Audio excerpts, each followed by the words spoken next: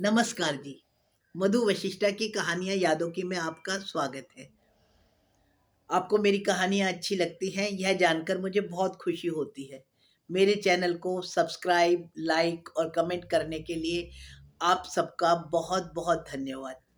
आज जो मैं आपको कहानी सुनाने जा रही हूँ, यह मैंने मॉम्स प्रेसो के लिए लगभग 2 साल पहले लिखी थी और यह काफ़ी पसंदीदा कहानियों में से एक थी।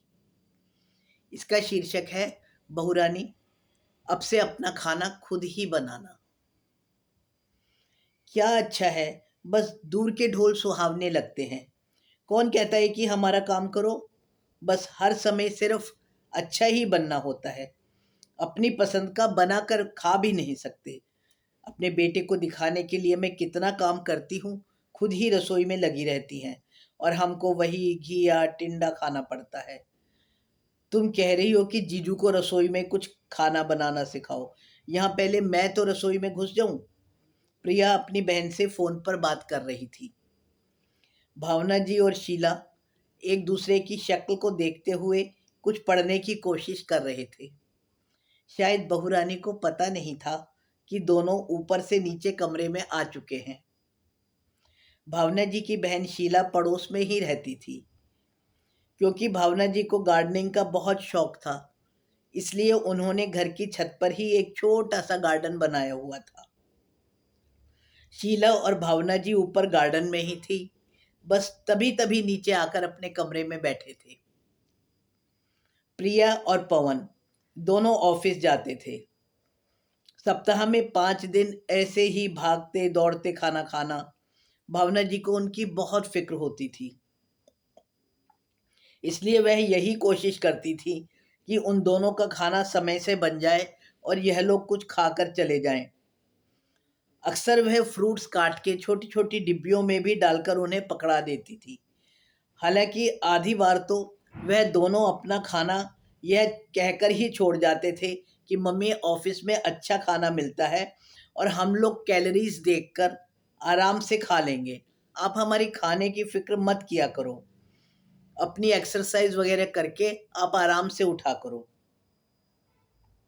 दोनों की शादी को 6 महीने हो चुके थे, लेकिन ना तो बच्चों ने मना करना छोड़ा और ना ही भावना जी ने बनाना। भावना जी को अक्सर यही फिक्र रहती थी कि यह घर का बनाया खाना तो खा ही नहीं रहे, बाहर जाने ब्रेड वगैरह क्या खाते होंगे। इसलिए शनिवार इतवार को वह खुद ही रसोई में मोर्चा संभालकर बच्चों के लिए रोटी दाल हरी सब्जी या कुछ भी अच्छा बनाने की कोशिश करती थी। उस दिन तो मना करने के बावजूद भी बच्चों को वही खाना पड़ता था। भावना जी तो इस व्यवहार को प्यार समझती थी, लेकिन बच्चे अत्याचार। प्रिया पवन को किचन में कुछ भी आज के ज़माने का हेल्दी खाना, पिज़्ज़ा पास्ता आदि बनाना और उसे सिखाना भी चाहती थी। तभी शीला ने भावना जी को कहा, देख लिया दीदी, तुम ही हर वक्त मेरी बहू मेरी बेटी करती रहती हो ना, सुन लिया। भावना जी से भी पहले शायद यह प्रिया ने सुन लिया और वह जल्दी से फ़ोन बंद करते हुए बोली, मैं बाद में बात करूंगी। शीला जी तो शायद जल्दी में थी और ऊपर से कुछ पौधे भी तोड़ कर लाई थी, इसलिए वह तो एकदम से ही चली गई। प्रिया घबराते हुए कमरे में आई और बोली, मम्मी आई एम सॉरी, मेरा वो बिल्कुल मतलब नहीं था। असल में सच मानो मम्मी, मैंने ऐसा कुछ नहीं बोला था। भावना जी मुस्कुरा उठी और उसे प्यार करते हुए बोली, अरे मुझे पता है तुम्हारा क्या मतलब था। तुम भी तो पवन के जैसी ही हो, वह भी तो गुस्से में यही बोलता है। मुझे कुछ भी बुरा नहीं लगा।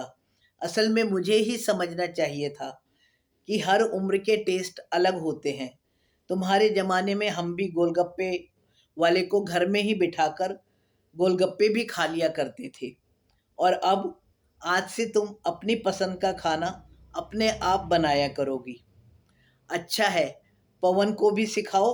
और हाँ, एक काम जरूर करना, अब तुम जो भी बनाओगी एक बाइट मुझे भी टेस्ट करवाना, मैं भी तो देखूं आजकल खाने में चल क्या रहा है।